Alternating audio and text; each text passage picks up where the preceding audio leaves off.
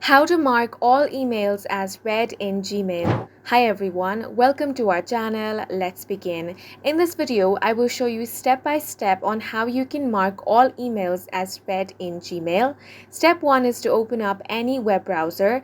If you have opened up Google Chrome, you can click on the option of Gmail. Then you can simply log into your account.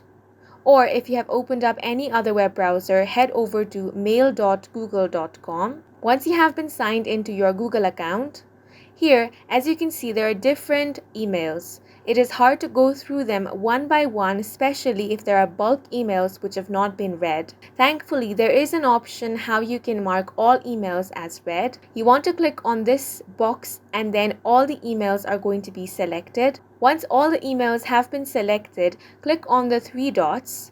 Then from there, select the option of mark as read. Once you click on that option, all the emails that you have selected will be marked as read. One thing you have to remember is that you're only able to do this on the web browser. You're not able to do this on the Gmail application itself. And that's it for this video. If you have any questions or confusions, do let us know on the comment section. And don't forget to hit the like button and subscribe for more helpful tutorials.